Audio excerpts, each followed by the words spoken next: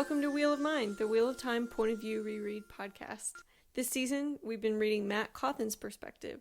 Welcome to Season 2, Episode 14, our final Matt episode in the Fires of Heaven. I'm your co-host, Lajara Dane of the White Aja. Hi, and I'm Giskel Simris, a scholar from Ilion. Here at the Wheel of Mind, we tend to drop spoilers and discuss foreshadowing at random times through our podcast. So if you don't like nasty surprises, please read the entire series before listening to us. Now, today I'll get us started off with Chapter 44 of the Fires of Heaven, entitled The Lesser Sadness. After a fairly long Rand point of view, we find Matt standing in the rain near Kyrian, using his looking glass to scout out a path to safety for himself and the 3,000 men that have followed him. He'd been trying to find that path all day, and had already been in 3 pitched battles since riding in and saving the columns of Tarian and Kyrian soldiers that morning. No matter what he did, they were continually pushed in closer to the fighting rather than away from it. It seemed that when he moved away from the battle moved along to find him. Where was his flaming luck? Surveying the field and his options, Matt kept wondering where Rand's log tower was. It had been a good reference point earlier in the day, but he just couldn't find it now. East seemed to be the only safe direction to travel, but that would take him right back where he had started, and there was a lot of channeling going on, even in that area. Far too much to be Rand and Avienda alone. Someone else was hurling fire and lightning bolts as well. Matt concluded that it must be Ishamael. Almost killing Estion, who had managed to walk up behind Matt, Estion and 3 of the other leaders came up and informed Matt that a group of 5,000 Aiel were headed straight for them. The group was moving fast, staying to the valleys to avoid the channeling, and would run straight into the pikemen before they knew anyone was around. The 4 fools looked happy at the news. Matt knew that he'd been lucky that he and his men had survived the last 3 encounters with the Shadow. He also knew that his men did not have time to get out of the way, and scouts were reporting that Couladin seemed to be leading this group. Matt grew angry. Couladin was the reason he was in this war, and Matt was sick of being a target.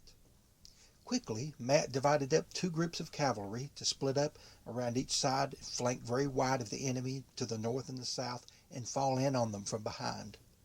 He set up archers to hide on the hillsides above, and set the pikemen to pretend to be marching, then to turn and retreat when they saw the Shadow, bottling them up inside the valley.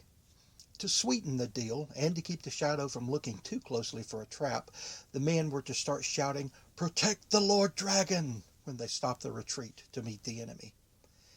Matt listened to the sound of dice rattling in his head, and wondered how long it was until nightfall. It was easier to slip away in the dark. Sorry I was muted. That wasn't nice. Oh, as if I haven't done enough Zoom meetings over the last 8 weeks or whatever. Like the rest of the friggin' country's been doing. Yes, absolutely. Okay. That was a nice, short little Matt perspective. And when I was reading it, I had a hard time finding a lot to say about it because so much of it was just the kind of strategy of the battle that you synopsized for us pretty well. But I did notice a couple things. One little funny point I want to start with is that his horse, Pips, has a really impressive ability to remain calm in battle and with all this lightning around him and stuff like that. And I had been thinking about this during our last episode and forgot to bring it up. He's leading these forces and there's like shadows spilling over onto them and now he's leading a charge down one of these hills and all this stuff like he was doing last episode. And I'm like, is Pips a trained war horse, though? Like, he's not Mandarb. Right. He didn't buy a war horse. He did buy him in Tyr, so that was probably sometime in the Dragon Reborn, or maybe early in the Shadow Rising. I'm not 100% sure. I don't really remember Pips' appearance. Wasn't a lot of fanfare there. He didn't intend to pick out a war horse, but I think he must have just gotten lucky here with the horse's temperament. I don't know how else to explain it, other than it's just a little plot piece that's too insignificant to really worry that much about. Exactly. It worked well. Either Pips has been somewhat battle-trained or grew up in a farm where they had 5 young boys playing and he's used to noise and bedlam all the time. We don't really know exactly, because they can sound a lot like a war going on. So, you know, we don't know the specifics, but yeah, he's not only calm in the midst of this battle, but as well when Estion comes up behind him, Matt is mounted at that moment, and he using just his knees, he spins the horse around and has his hands on his Ashandarei, and he's bringing it down to kill whom he thought was a Shido behind him. It wound up being Estion. But yeah, he didn't turn the horse with the reins. He did it with his knees. So the horse is also very well trained. And I did not even stop and think of that. I almost wonder, has Matt just been working with him? You know, he's always been good at spotting horses. But perhaps because he has all these memories of battle, you know, in the time that they're riding out of the waste and into Kyrian, perhaps he's been just kind of practicing teaching the horse to respond to knee pressure and things like that without even thinking about it. Yeah. Oh, that makes some sense. It still wouldn't help keep the horse calm during battle, but it would at least help him respond to more than just the pull of the reins. But we don't know. Yeah, we're left. This could just be that Taverin thing, that he found a horse that had been through a couple of battles or whatever between Tyr and Ilion or something.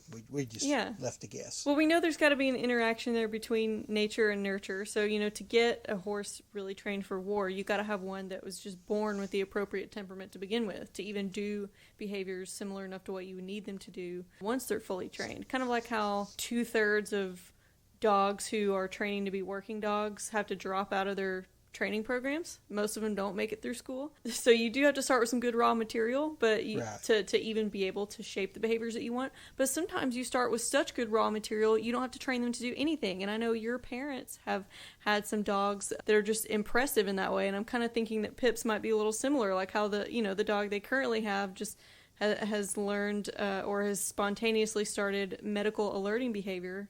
Right. To let your mom know when your dad is having a medical emergency. So, yeah, that's just what it made me think of. He must have just gotten lucky with some really good raw material, and I do like the little theory that his memories have helped him subtly continue to refine Pip's training while they've been together. And this is a totally irrelevant plot point. The fandom really gets into these horses and their personalities, and I don't see Pip's talked about much, so I thought I'd throw that in there. That is a problem with cavalry, is having good trained animals that will not just totally freak out in the middle of a battle. Yeah, I mean, these are prey animals. They got to be scared of blood and stuff, at least, and noises. Yes. You know, oh, yeah. It's very, impressive very you could ever use something like that for war at all. Right. Another little small tidbit that I thought of and made a note on here. When Matt is looking around, he sees some of the lightning strikes hit some Aiel. He does not know which Aiel, friend or foe, but sees lightning strikes take out a group of them. Sees the top of an entire hill just suddenly burst into flames, which has got to feel uncomfortable since he's standing on the top of a hill right there. Yes. Using his spyglass to look out over the area and try to figure out where their next move is and try to find a path to safety. He's going through all this, and he makes the comment that there's too much of the channeling going on to be just Rand and Avienda. Of course, he does not include Egwene in that, and she's doing a lot as far as the battle channeling as well. I don't know if Matt's just not aware of that, but then deduces Ishamael has to be in on it as well. And to me, that's very impressive, because Matt has not studied channeling. Right. And yes, I said that with a hint of irony. Matt has studied ways to get as far as possible from channeling to protect himself from channeling. Matt wants nothing to do with channeling, with channelers, with a 1 power, with a half power, none of it. He wants out of it any way possible. But I can only assume that he's had some of these memories of facing dreadlords and other things in the past. So he must have some clue of how much resilience one person has with the power, or how much damage they can do. And so he's done the math in his head, and this is more than just Rand attacking Shido. This is somebody else attacking indiscriminately as well. He's very perceptive on seeing its use here. Yes. I will have to go back and look into whether he has fought dreadlords in any of his memories. I know we don't ever see that explicitly from what I remember, but he just told us a few episodes back, the timing of his memories, all the way, nothing before Otter Hawkwing and nothing after the Trolloc Wars or something like that. And I would just have to look through and see whether any of that time actually included Dreadlords. It may not have, but I cannot remember.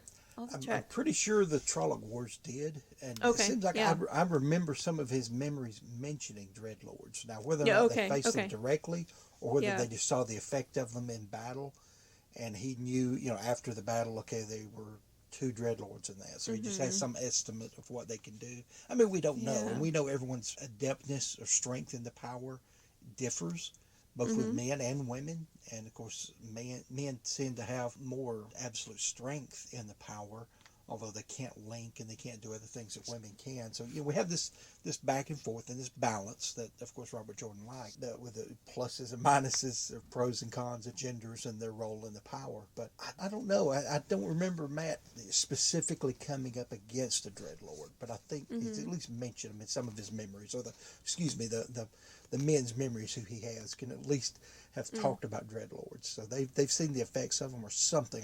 We don't know to what extent. He has to have, otherwise it really would be out of character for Matt to know something like this. So I think you're right about that.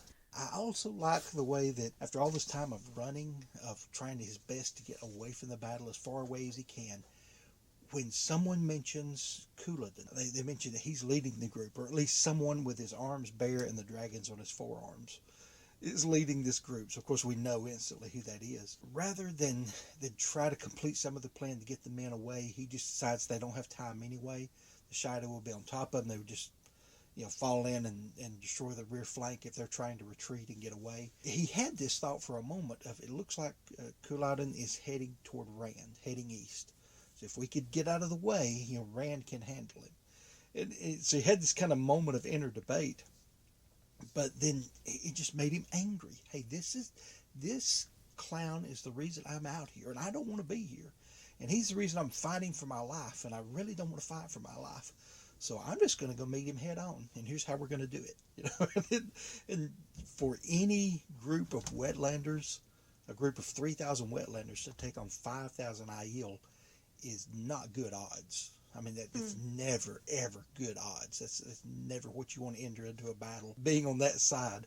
But he used what is often the Aiel's own tactics against them, knowing that if they start shouting, protect the Lord Dragon, protect the Lord Dragon, they will not slow down to consider, could this be a trap? Had it all set up, it looked like his men are marching in one direction. They see the Shadow, they turn, they run the other way until they get bottlenecked into the canyon. And knowing the Shadow will come in on them and hear that shout to protect the dragon, and they're just going to rush in and do everything they can to drive right through them, not putting out scouts to check the rear and see that, okay, you got 2 groups of heavy cavalry coming at you fast, to not see the archers up on the slopes and all these other things. Any other battle out here, the Shadow would have hung back. They would have looked. They would have sent out scouts. You don't engage the enemy on unfamiliar terrain. It's just not something anyone does if they want to survive battle. But to go against these almost twice the number of men who are better fighters, and to come out on top was awesome. Of course, I know I'm getting ahead of myself to say he comes out on top, but this is the last view we're given of this battle. So everything else that happens in this battle happens off screen, and we're told about it later, and I know you'll take us into that in a moment. But it just goes to show that not only does Matt have these memories, but he's been able to integrate them to the point that he is a strategic genius. He cannot win every battle, but he's going to find some way to turn every situation to his advantage if there's a way to do that. That's exactly what he did here. Yeah, I like that up until that point, too. Up until he gets so angry about Couladin, he is doing this, by now, already classic Matt move, where he's doing the complete opposite of his thoughts. He's cussing himself the whole way in his head, saying that he should turn around and find a way out, but that he can't. And he still keeps telling himself that that's what he's trying to do. But he never actually does it. He never takes any of the openings. He is going to continue leading and protecting these men. And he does it without thinking. He always refers to it as, well, and then he just kind of found himself charging this way, or found himself giving this order. Right. I can't let these men just die like that for nothing. Mm-hmm. I think part of it is this inner thing of he knows how the battles work, and he has memories of having been in hopeless situations before and turned them around, faced overwhelming odds, and been able to pull victory out. And I think part of it is this inner part of Matt saying, well, if this other guy can do it, I can too. I want to prove that I can do it. Even though he doesn't. He does not want the glory. It's almost like this subconscious part of him is like, well, they did it, so I can do it. Or at least I gather that sometimes. Now, he's still doing, even in the midst of this anger, he still looks up at the sky. He can't see the sun. He's trying to guess how long it is till dark because it's easier to slip away and hide in the dark. So, yeah, he's still thinking one thing, but his actions are taking him a whole entire different direction. I also wonder if he's a little more empathetic than he would like to admit here. He's probably died many times in his memories under incompetent leadership on the battleground. And so I can imagine that he doesn't want to leave anybody to that. He's been a leader before, but I think he's just been a rando soldier many times as well. Kind of what some of his memories seem like to me. So I had never thought of that aspect. It's very true. he doesn't consciously think about it, but he operates on this very visceral, instinctual level. And, these moments when he just finds himself leading the next step without realizing he had decided to do that reminds me of a lot of these other times when he tasted blood. He didn't even realize he had punched the wall, and now he was sucking on his knuckles, right. And all these other types of movements that his body just kind of does. And he has another good one at the end of our episode here in chapter 51 as well. It's very pivotal for his story. His leading here seems like another one of those. Every single step, his body just kind of did it, and he had to follow along. Oh, why did I say that? Yeah, I can never really wrap my head around why he does that. I like that he does. It's one of the things that makes reading his character interesting because it's almost like every scene is set up for a little bit of humor, or most scenes are set up for a little bit of humor, where you just kind of, wait, you said this, but now you're doing that. Yeah, same. Now, I did mention he probably has some unacknowledged empathy here that may be driving some of his actions, but I also think he's not really great in general at theory of mind, which is related to empathy, but it's more like just knowing what somebody else knows, being able to take somebody else's perspective mentally. And, we know that Matt is pretty bad at this. We've talked about this in the past, how he doesn't understand how his actions look to other people a lot of the times. And in this sequence of the Battle of Cairhien, he has been doing this consistently. So he has been trying to run away, but nobody else knows he was trying to run away, except Rand. But Rand knew really how it was going to turn out. He was going to get pulled back in. We'll see that Moiraine figures it out later, but yes. Oh, yeah. This point, yeah. Yeah. He didn't talk to a single other soul about this, though. So Matt's intention was to leave every step of the way, at least on some level, but he's got some kind of tension with his intentions there for making him want to stay, because he doesn't want to lead these people to grisly deaths or whatever. But he's thinking a lot in this chapter about how Melindra might react to his early morning departure. He's also thinking about how he might get a lecture from Moiraine later when he comes back. Right. And I don't think he realizes neither of those people know that he was trying to leave. And he also doesn't realize why these people are following him. And it's like, Matt, they're following what you told them. Like, you came up and gave them orders. You didn't say, like, oh, hey, I'm just trying to get out of here, but let me pass this on real quick before I leave. Yes. Every action and every word that he has said out loud has indicated to anybody who's within earshot that he is committed to this battle and to leading these forces and giving orders and being involved. So it's just funny that he's so worried about what is Melindra going to do when I get back? What kind of lecture am I going to get it from Moiraine? And it's like, dude, nobody knew what you were doing from the outside. Think about what people have seen. They have just seen you being a general. That's it. So that's why they're going to treat you that way. They're not going to be like, now, what were you doing slinking off 2 hours before dawn, Matt Cauthon? Right. You almost get the idea that as a kid, he had been caught so many times just by looking guilty. Like he couldn't help it. And so, he'd been caught. They figured out he was up to something just because he had a guilty look. That he just assumes they're going to know. There's no way I can hide it. I've been caught too many times in my life. So but they have no way to know. Nobody has a way to know. You're right, and I've caught that. I didn't think to make note of it. But that is so funny to me that he's so worried about what they're going to think that he's putting his life in danger over and over and over to keep from getting a lecture from these two ladies. So it kind of shows, I think, a lot of how Nynaeve may have impressed him a lot growing up. That Yeah. You would rather face an Aiel with spears as just to see this woman angry at you. Yeah, oh, another parallel among all those women. Nynaeve carried a big stick around back in the day. Now, she hasn't done that in a long time, but that was her thing, right? And then Moiraine used to have a staff. Also, she doesn't have it anymore, but, she did. That was part of her whole symbolism and her look when she showed up to the Two Rivers. And then Melindra's got a spear, so he's just, he probably is conflating all these together in his mind. He's used to woman authority figure with a stick that she could hurt me with. Here's how I respond to that. Right. I do have one pull quote that I pulled out of this when he's thinking about all the channeling going on, and he has this little thought to himself. He says, "Never upset a woman who could channel. That was a rule Matt seldom managed to follow, but he did try." I do love that one. And for some reason, it reminded me of a quote I heard years ago in the movie Teen Wolf. This is the original from the 80s, where their basketball coach was given, I keep wanting to call him Marty McFly, because it was Michael J. Fox playing the character. But anyway, he was giving him some advice, and he said, "There are 3 rules that I live by. Never get less than 12 hours sleep, never play cards with a guy who has the same first name as a city, and never get involved with a woman who has a tattoo of a dagger anywhere on her body.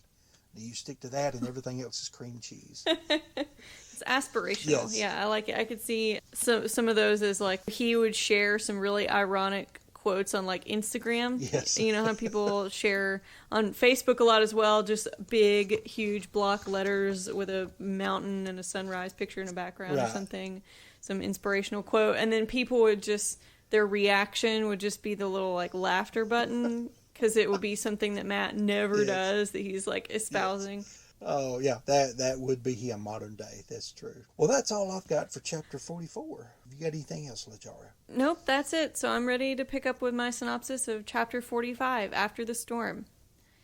We open this chapter with Matt musing about his injuries. They're stinging more from the sweat as the day heats up. He wonders whether Autumn will ever make it to Cairhien. He's tired, but he's also thankful that his discomfort distracts him from his fatigue. He was lucky, as usual. A wound on his chest could have meant his death with just an inch's difference.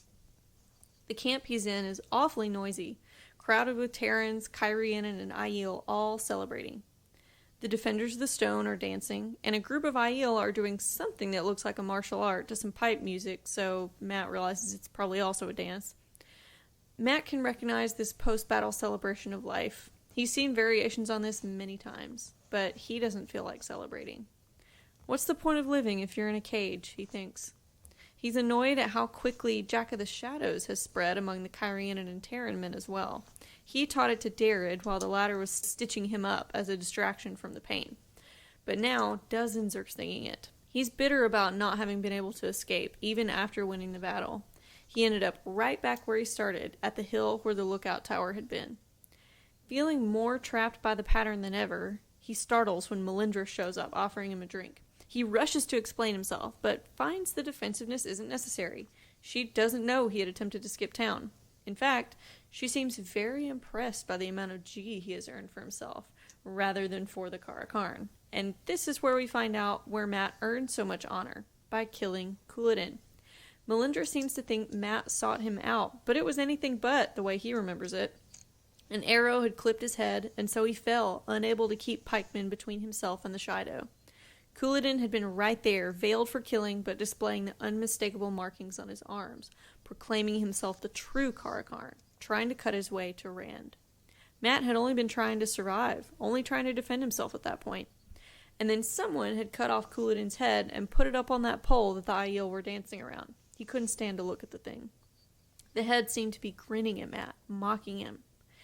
Just then, Talmanis and Nelesian both approach him, asking for their respective lords to have the honor of leading a victory procession for the Lord Dragon. Matt couldn't care less about who leads this friggin' parade, and he protests that it's not even his choice to make. Talmanis refers to him as their general and credits their victory to him. Matt starts to resist this statement, but stops himself. He goes along to get along in this case, instead of finishing his sentence about being no flaming general. He bandies words with these two for a while, leaving them still confused about which one of them he means to favor. Meanwhile, Couladin's face seems to mock him still. Couladin may be dead, but at least he's not trapped by the pattern the way Matt is. Matt sips on some brandy as Terrans and Carianans surround him and serenade with a special customized verse of Jack of the Shadows. And thus ends chapter 45, After the Storm, at which point we still do not know who will lead the procession. And I think he likes it that way. Just sow a little confusion among the men, because he doesn't mind leading them when it's life and death, especially his life and the enemy's death. But he's not leading in battle right now. He's done with this one, so nothing to do with it. Yep, he's going to be a trickster god and throw a golden apple in there and watch how things go up in flames. This is another one of those that I hadn't really remembered specifically, but as soon as it started coming up in my reread, it's like it started coming back to me, anticipating this after the battle scene. Some things I like about it that you rarely ever get from any kind of fiction, historical or fantasy, either one, is that after the battle, like people are really on the edge of mania, on the edge of insanity, just so glad they survived, because there doesn't seem to be a lot of rhyme and reason to it from what people tell me. Of course, I've never been in a life and death battle. I've never been in a war. But the people who don't make it, sometimes it seems so random. It's not like they just did something stupid and kind of deserved what happened to them or whatever. It's just they were standing 2 feet to the right, so they got hit, and the person standing 2 feet to the left did not. No matter how good you are with any weapon, sword, spear, modern day guns, tanks, there's sometimes something just comes flying in from out of nowhere. In this type medieval battle, no matter how good you are with weapons, an arrow will take you out. Kind of realism of the ecstatic mania of after the battle, of so glad they're alive. And many of them are not only trying to drown that with wine or alcohol in some way, but they're also trying to drown this, I think, a little bit of survivor's guilt that I made it and my buddies didn't. Yeah. Because you do build up this camaraderie with people. Both of those things are kind of at work there, both of those forces, to make people just go a little bit over the edge. And as well, something you rarely ever see, but I like that they included it here, as bad as it hurts to get cut or injured in any way, it hurts worse the next day. As things start to swell, it's not like they just sew you up and okay, I'm back to new again, Or they mention there's a little bit of soreness. Matt is struggling to stand up. He uses his staff and kind of struggling and wincing when he just in the act of standing up. I don't know about you, I can stub a toe and my entire leg hurts. Yeah. I could just imagine having a few, arrow wounds and spear wounds and things they had to stitch up various places of my body. There's no way you can move. I think he talked about there was no way he could lay, that he could get comfortable. Everything hurt. Gosh, anyone who's ever been in a car accident knows if you're not injured very badly, and it's one of these you walk away from without a scratch, hey, the next day you can hardly move sometimes. So you have bruises you didn't know about, and once the adrenaline has faded off and things like that started to swell and kind of set up, and you've had that night's rest, it's difficult just to get out of bed and move. And that's a little of what Matt's going through here. And that's just something that's very rarely ever included in fictional writing. And I love that RJ did that here. It lends so much realism to the story to me. I like the way you explained this feverishness to the way that people are celebrating. It seems that the way you described it sounds to me almost like they're trying to... I mean, not really even trying, because they're probably still on this very physical high of battle as well, but celebrating loud enough to drown out any of the negative thoughts they could be having about it. And yes. That was worded well. Thanks.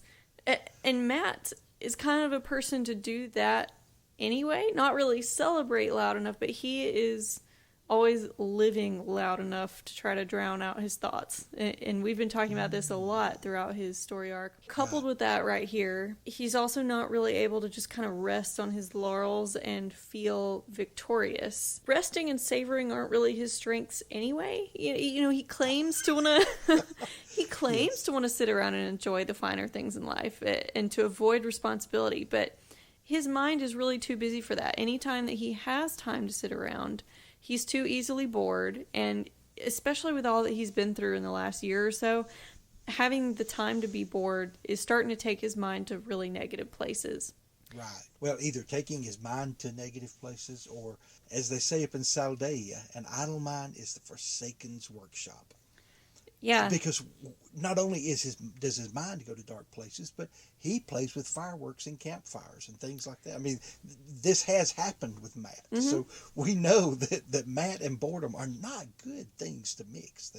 They don't go well together at all. Yeah. Keep moving so that you don't have to stop and think about things, Matt, because had Eludra been here with fireworks, things could have really gone sideways. Right?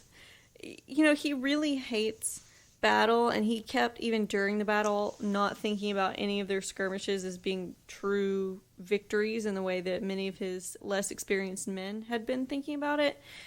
He wasn't really inclined to celebrate this anyway. And this kind of goes well with the previous chapter's title, The Lesser Sadness. You know, winning a battle is still a sadness. It's not really a victory in the way that Rand is thinking about it, and Matt's kind of the same way. So not only was he not really going to be in a mood to celebrate, but he's too injured to get up and really do anything physical after this battle, so he has to just lay there and have too much time to think.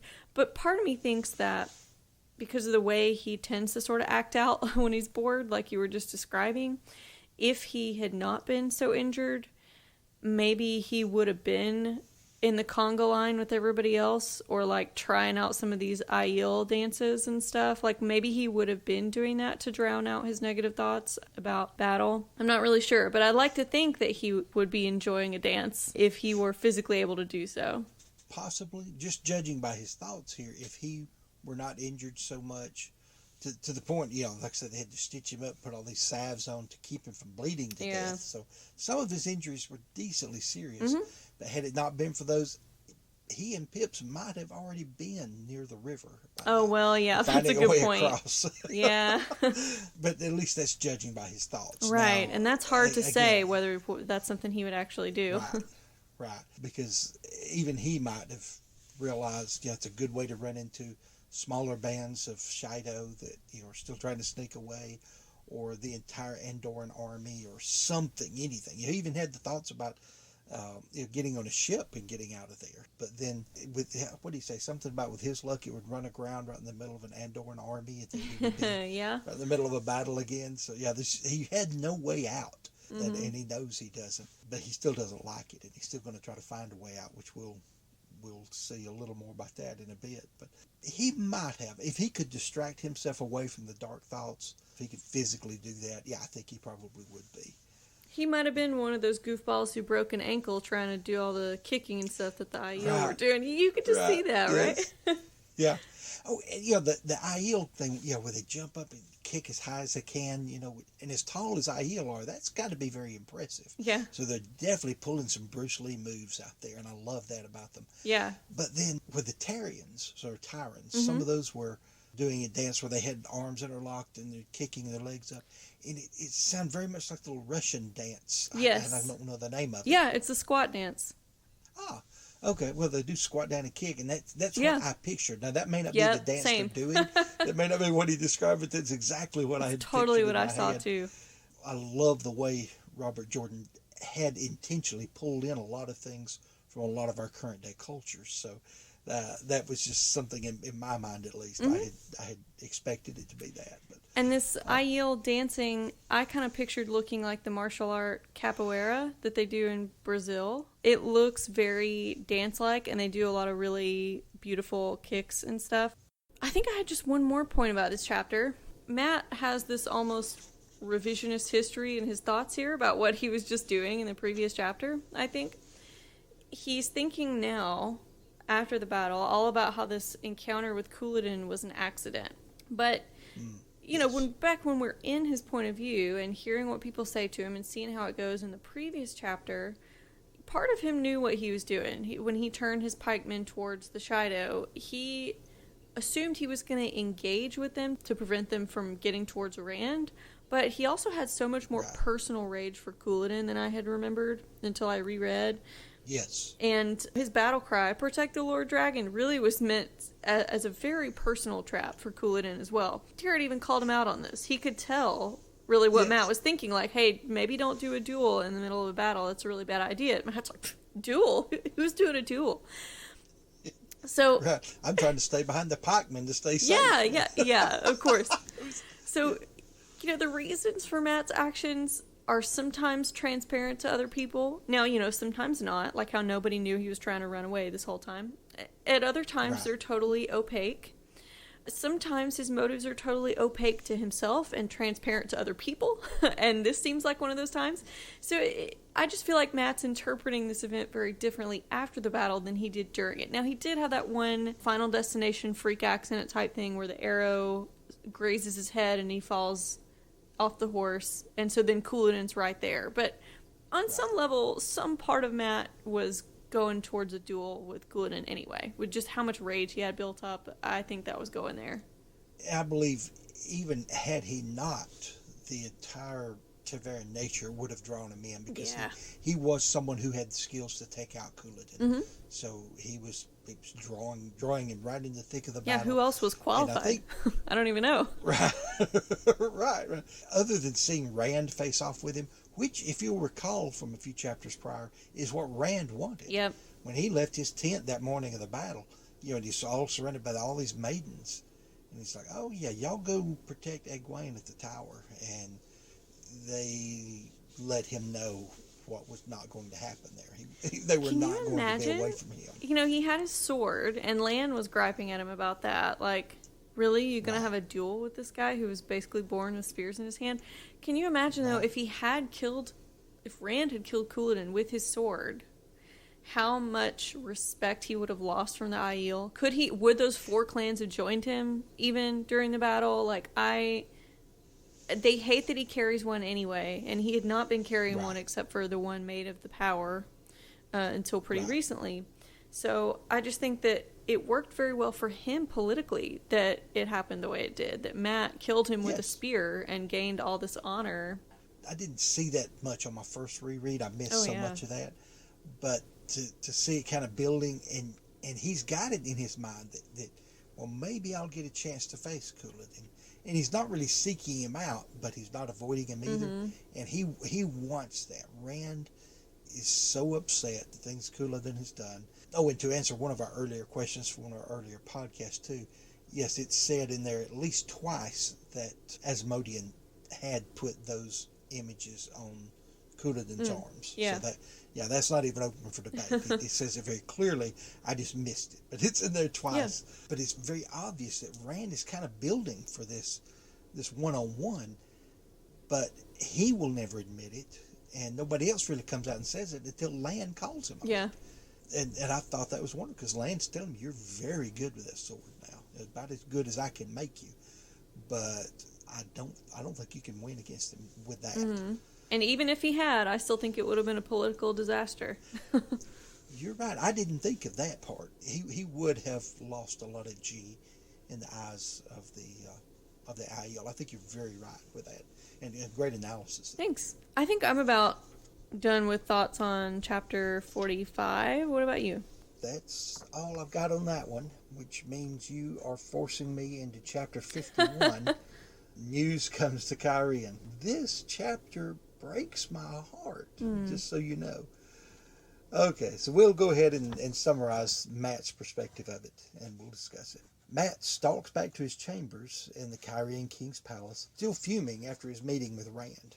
He had delivered the news of Morghase's death, but had been badgered about his quote-unquote bravery by Moiraine, who knew that he had really tried to run away several times, only to be followed by his band of the Red Hand, and been drawn into the middle of terrible battles each time, outnumbered each time, and won with few losses to his men each time. Then Rand had gotten along with him and explained how he intended to use Mat to involve him in more battles to come. Mat felt like he had so little choice. Either he was drawn to battles or they were drawn to him, and the only way out of that was to be used by Rand. So Mat fumed with anger. In the room he shared with Melindra, she and Mat discussed their days, and he bitterly mentioned that he would be going to Tyr for Rand while Rand was heading to Camelin. Ooh, he wasn't supposed to tell that part. Then, without warning, Melindra kicked him in the stomach, the side of his head, and in his face. Lying halfway across the floor and dazed, he watched her draw a knife and veil herself. As she started toward him, Mat groggily drew his own knife from his sleeve and threw it at her, instantly regretting it. Mat scrambles over to Melindra, lying on the floor with his knife in her heart. "Why?" he asked her. She answered, "Because some oaths are more important than others, Mat Cauthon," very weakly, just as she suddenly stabbed at him with the knife that was still in her hand. The blade hit the silver fox-head medallion and broke. Mat saw that the knife had 9 golden bees inlaid into the jade handle, the sign of Ilion.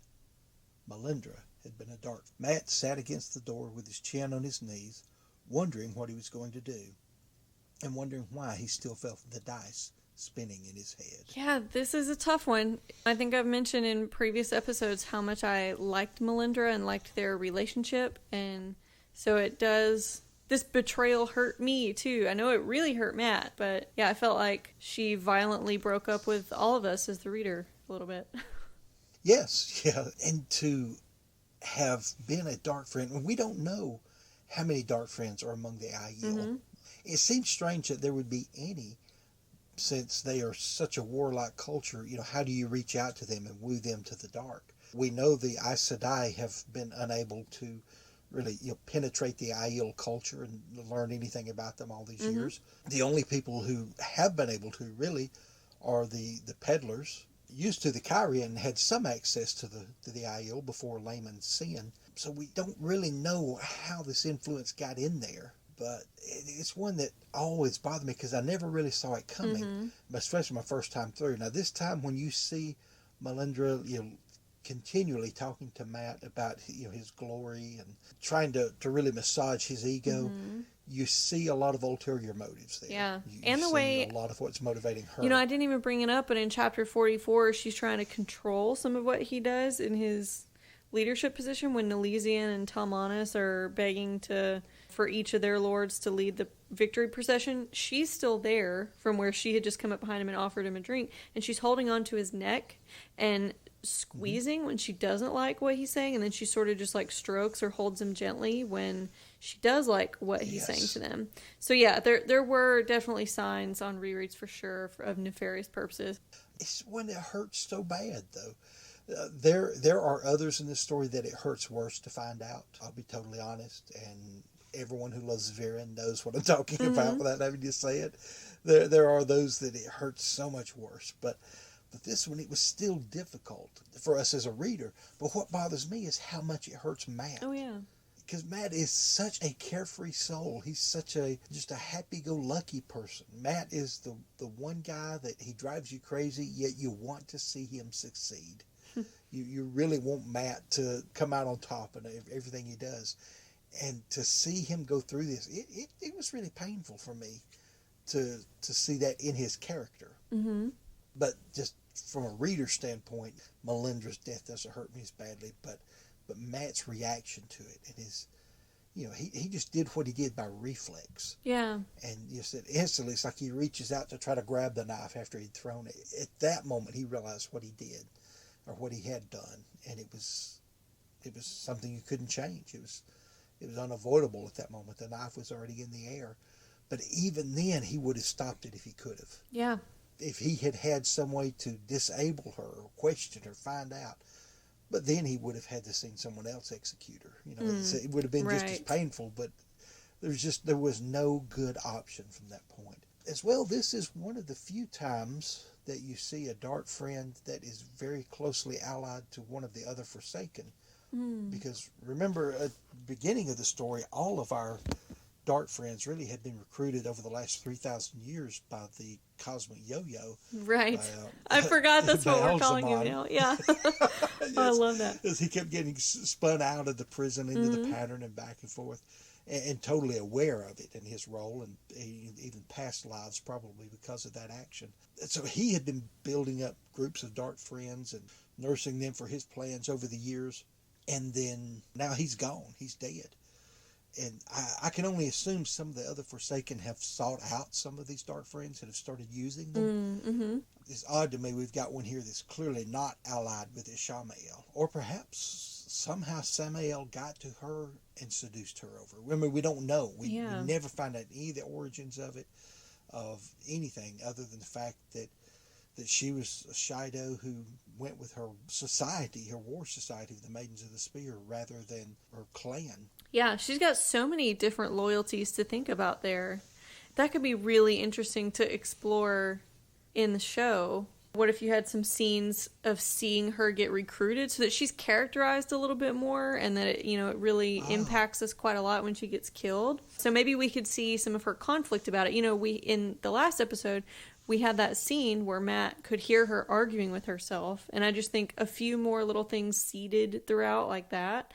I think it would just be really interesting to watch a character get pulled to the dark side like that.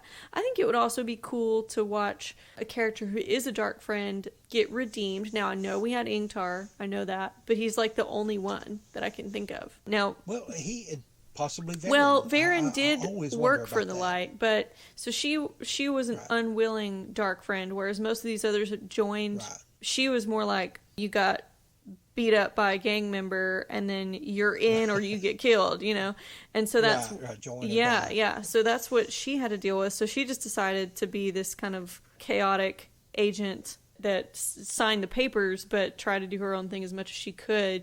Right. Couldn't actively work against the shadow, but I think she did what she could to still work for the light. But we don't, we hear when Ingtar is making his big sacrifice, and we hear this at different points throughout the series, that you can never be too far gone in the shadow, that you can't come back to the light, like anybody is redeemable. But we don't actually see people who've done more than like one deplorable act get redeemed from being in the shadow. We, Ingtar opened the gates for that one guy, and I don't know if he ever did anything before that, but he was really torn up about that one act, obviously because it had so many awful spin-off effects. But it would just be interesting, was Asmodean redeemable? That's kind of where I thought that was going. And for him, his story to get cut so short and not really go anywhere, I think we never quite see that proven, that you can't go so far in the shadow that you can't be brought back to the light. And I just wonder if it's this kind of catechism that they say, or if this is some metaphysical truth of the Wheel of Time universe. I've always thought of it as being a catechism, just a teaching point, something they have said for years, but not necessarily true. Just as Asmodean pointed out, Moiraine had said men and women were equal with the power during the Age of Legends. She said, no, men were much stronger, but because of her oaths, she's telling what she thinks is true. Yeah. She's telling what she's always heard and always learned. But you're right, those people we do see who redeem themselves, you don't see a lot of despicable acts done by them. That they're redeemed from. It'll be one thing or two things, so something we would think of as more minor. Yeah, and can you get redeemed without sacrificing yourself too? Is that what you have to do? Do you have to die with one final act, or I don't know? Is there some penitent type of lifestyle you could live after that? Because Ingtar felt like he had to sacrifice himself. Now with Varen, she had to because of her oaths. Right. The oaths are sworn the dark friends not to reveal your Black Aja status until the hour of your death. So she had to kill herself in order to reveal it because of those oaths. She literally could not reveal everything she learned. She could not hand Egwene the book. Yeah. None of that until she was sitting there sipping the tea, talking about it. And that's one that's still. That's tough. Yeah. And this one's tough. As I said, this one is so tough to me because, and you have to wonder, did Melindra really care for Matt? She seemed to. It's hard to say. She could have been a good actress. I don't know. Right. Did she just share his bed in order to get close to him and in order to be in a place where she could get the information and then kill him, as she'd been instructed to do. And Matt could be a Or- pretty biased perspective, too. Like, she could have been obviously pretty self-centered and not really that into him, and he might not have Right. been reporting that to us as the point of view very well. And had he not mentioned Camlin, had he just mentioned they were headed to Tyr, she might have just passed along the information, well, I got this much, and he might have been able to escape her at some point in time. But for it to end like this and his heart to be broken so badly, because not only did she die, but he had to kill her. He'd never killed a woman before. He killed men, he killed Trollocs. But we see from the time in the campfire when the Dark Friends attacked he and Tom, when they were near Camlin, delivering Elaine's letter, that was something that it upset him that Tom killed the woman. He couldn't even look at her body afterward. Yeah. He could look at the men because they deserved it. So he has this Two Rivers upbringing of protect women, not quite like the Borderlanders where you take a dagger for a woman and consider it fair trade. But very close to that. It's just a thing of honor and respect, and you just don't hit the girls. You don't do things like that. Yeah. And but to get to the point where you have to kill a woman, and to see that pain, and not only be a woman, but someone he really cared for. Yeah. And I think one of the reasons he cared for Melindra so much, of course, they had been intimately sexual, this relationship that makes you care about someone. It's very difficult to be in an ongoing sexual relationship with someone and not care for them at all. That's kind of against human nature. If you don't care for somebody, that will tend to make you care for them sometimes. And in fact, that's how a lot of people wind up in bad relationships. To see, I think he really loves her in his way because they both want the same kind of things. She appears to want the same kind of things he does. To be able to have sort of a carefree, loving lifestyle, to be sexually active with each other and just enjoy being with each other, and yet knowing at any time either one of them could walk off and leave. That they weren't promised to each other, they weren't bound to each other in any way. Yeah, that's true, because she wasn't like giving up the spears or anything. Maidens have quite a bit of autonomy. Right, so she seemed to enjoy that freedom. He enjoyed that kind of freedom, and his character has ever since he kind of discovered girls and got out of the Two Rivers. So, and out from under the dagger's influence, the girls didn't want to have anything to do with him when he was creepy. Right, that really makes it difficult to date when you have a cursed dagger. Yes, it does. Yes, if there's any advice our listeners gather from this, do not have a cursed dagger in your possession. Get cured of your cursed dagger before you get on Tinder. Yeah. So, I do think she really liked him, though. We digress so far afield. Before she says some oaths are more important than others, she says, I always liked your pretty eyes. Yes. She really did at least think he was cute, I guess, but who knows what it was beyond that. But if that's what she chose to say with some of her dying breath, I think she was really into him. Yeah, I want to think that. I want to think that it hurt her to have to kill him or try to kill him to take those orders, but... And what do you think her orders were? I know we've talked about this already, but just having read this again, does this give us any more information about what she was supposed to do? Did she take too much leeway? Did she have very broad orders? I don't know. What do you think about that? Yeah, I can just assume on the face of it, she was set by Ishamael to find out, are they coming after me next? Or are they going after Ravine? Or what's their plan? You let me know what they plan to do. And once you get the information you kill Matt if you can. Kill Rand if you can, possibly, but Matt definitely.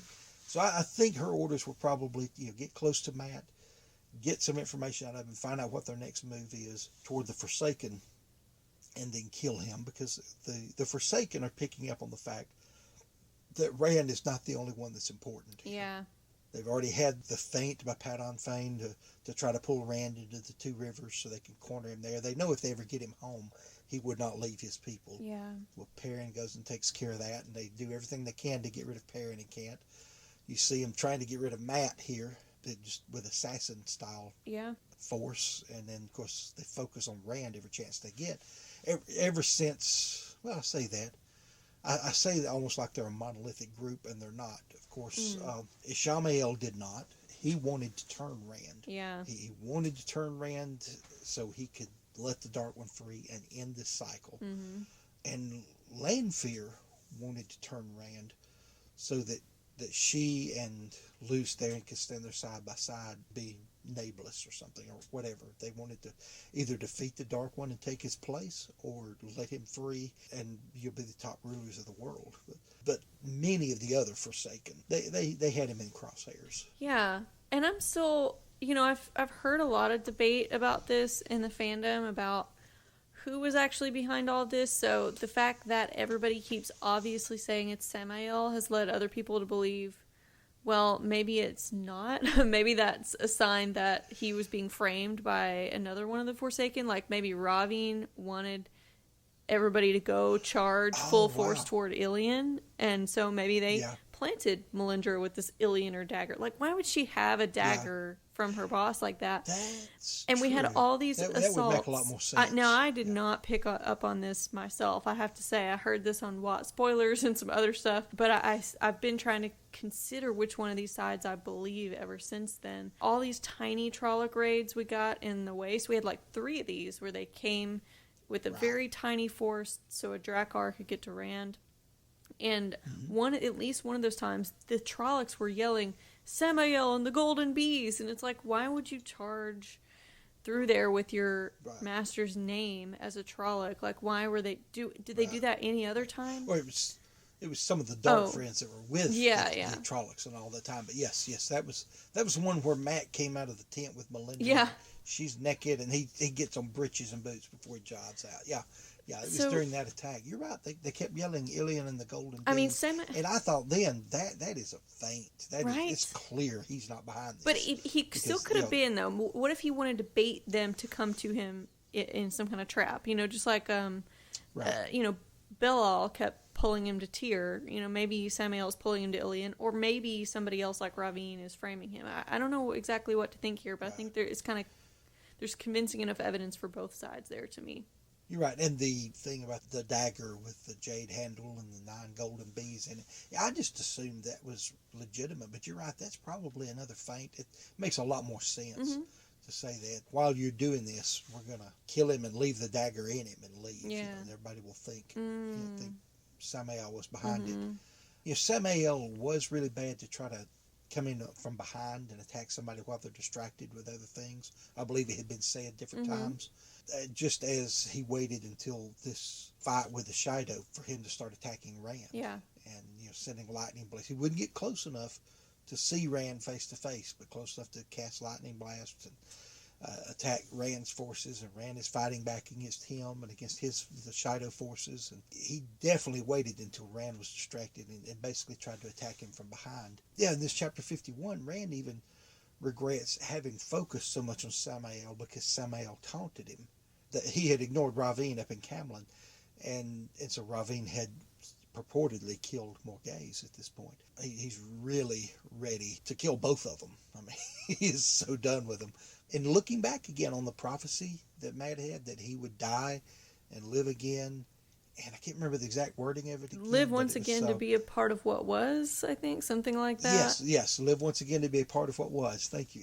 And I think that covers both of these. When he was hung, he died and lived again, and this time he lived again to be a part of what once was, because time flowed backward in essence to give him another chance at life. My last note on this chapter is actually chronologically comes before Melindra even comes into the room, but it's so unrelated to everything else we talked about in this chapter that I felt like it was okay to save for last, because I can easily go on a little rant about it.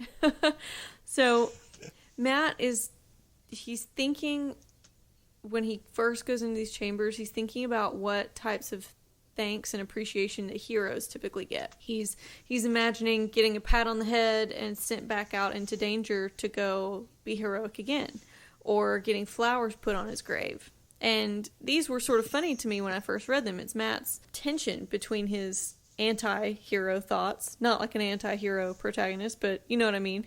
Anti-hero, he's not a hero, and his actual heroic action. So this tension and dramatic irony is often funny. It's often played for laughs, and it's one of the best features of his point of view. But as I was reading it this time, I found it more serious and poignant and relevant to our own time during the pandemic right now. Now, I hope that, dear listeners, many of you are hearing this years in the future when this is totally irrelevant. But for those of you who are still living through it with this, I'm thinking about how healthcare workers, for example, many probably appreciate the gestures that we do for them, calling them heroes, writing nice messages on the sidewalks, and all that kind of stuff. And then, we expect them to go put themselves in danger continually, and that's kind of all they get. But some of them, on the other hand, might find that being labeled a hero and getting this applause or planes flown in their honor are gestures that might absolve us as the giver of these gestures of any further responsibility to do anything to actually take care of them. If we call certain people heroes, we can kind of lift them up as a symbol and feel that we've already done our good deed for the day without taking care of their well-being as individual people. So, I'm seeing a lot of our essential workers that are modern day heroes saying that they would much rather have hazard pay, for example, or proper protective equipment than applause. These gestures that might feel kind of empty unless we have these substantive changes that could actually make their lives easier and safer. So I was just thinking that Matt's thought process was so parallel to a lot of what I'm seeing today. So most of our heroes today, much like Matt, didn't choose to sacrifice in the way that they're having to right now. They're not working longer or more stressful, life-threatening shifts because they just want to. In some cases for less pay as well, in some places, but because they have to. Just like in Matt's case, they can't leave their fellows to suffer without doing what they can to help. And also like Matt, many of them are working right now just to survive. So, if Matt had sidestepped fate and not done all these dangerous things he has to do, he wouldn't survive, as the elephant told him. And that's kind of also the case, not to trivialize what's happening in our world right now, but I think that's the case for many of our essential workers right now as well, that they're doing this because that's their job, they need to survive. So I get more than ever why Matt hates being called a hero so much now that I'm hearing so much about this. And I also think that Robert Jordan understood this as a military veteran too, because I've also heard veterans say similar things, that instead of a thanks for your service or a discount on a meal, they would prefer greater protection and people standing up for their rights and them having appropriate health care when they get back home and those types of things. Yeah, I just thought it would be cool for us to, it was one of those moments where what we're studying for these chapters had some meaning for how we can consider ways to live better lives here. We could consider, if we're privileged enough to be relatively safe and financially secure like I am right now, the least I feel like I can do is tip service workers really well right now. And then maybe think about what some other steps could be as well. And, if you can't do those things, we can still do our part for our heroes by wearing our masks when we go outside, sanitizing our hands, all these other smaller gestures that are a lot more meaningful in the long run for people's safety than the pat on the head or the flowers on the grave, like Matt said. Right. Because no sense in putting ourselves in a position where they have to care for more of us. And as a society, we've had a tendency to do this more and more over the years. And not to change what you said, but just to reinforce it. Things will happen. There'll be a terrible natural disaster. And we have a hashtag we put on our Twitter accounts. Or something, to bring awareness to it.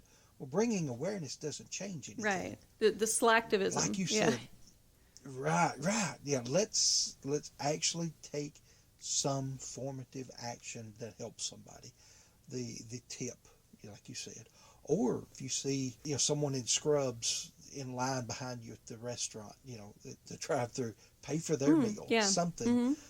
Some active way. And please wash your hands, sanitize your hands, wear your masks. Keep socially distant from people. A lot of people are not doing that these days. Yeah. They think they can still cluster up in little groups and talk and have fun because this is my best friend.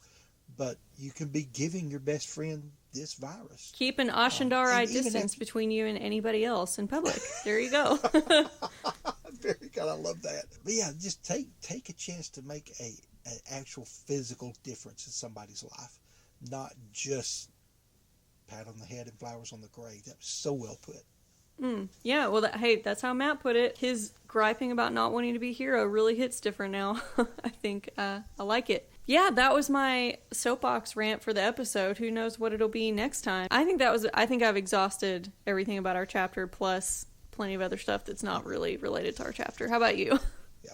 So I hope you'll all please join us next week as we take up Matt's story in the book Lord of Chaos, and we ask ourselves the important question: is the Dark One the true cause of global warming? I have not read a synopsis even of our next chapter, so I'm glad you had something to say about it. Cool. Subscribe to Wheel of Mind on Podbean, Stitcher, Google Play, Apple, Spotify, or YouTube, and that one's under the name Ashandarei, so you can get notified when a new episode drops. For links to our website, email, and social media, visit our link tree at linktr.ee/Lajara, and leave us some feedback. We'd love to hear from you about how we're doing, so rate and review us on your preferred podcast listening platform so we can find some new listeners, or try contacting us through our email or through my email at lajaradane@gmail.com, through Twitter at lajarasadai, or through the Contact Me form on our website. This is not the ending to the turning of the Wheel of Mind, but it is an ending. When they bring the assault on Kaplan, and when he's attacking Ravine, and the first things he takes them to this wall that he had climbed over, that Matt had climbed over, and of course the wall collapses. Trollocs are there with battering rams, and this huge Trolloc attack, and Matt and Avienda are both killed just right there with bolts of lightning, and he screams out, "Ravine!" And to hear Michael Kramer scream that out, I just got chill bumps when I heard that. I love that because it was so unexpected. Rand bellows it, but it was Michael Kramer's voice doing it, and he's such a great voice actor. Yeah. I mean, that's why the prologue is one of those infinitely re-listenable scenes to me as well. Doing all of his, yelling as Luz Theron is really good, too. Yeah. But unfortunately, what I could picture in my mind, now what I heard with my ears was awesome. Like I said, I had chill bumps from it. But what I pictured in my mind is James T. Kirk. Oh, yeah. I called it. I knew it. God! Yeah. Yes, you knew what I was going to say, didn't you? Yes. Yeah. I think I was primed for it because I was just editing episode 12 where we talked about Time's Arrow. I'm really enjoying these audiobooks for that, among many other reasons. But I hate it, the fact that there has to be so much pain in there. He knows Ravine has killed more, or believes Ravine has killed more gays. He just saw the lightning bolts kill Matt and Avienda. And just that sheer rage just going through him. And then, of course, being filled by Sidene. And he's focusing on the man now. And I know that's not part of our Matt perspective here. But I think it is an important Matt moment that we are building up to. He did die a second time. It's worth discussing for sure before we skip on to Lord of Chaos. I agree.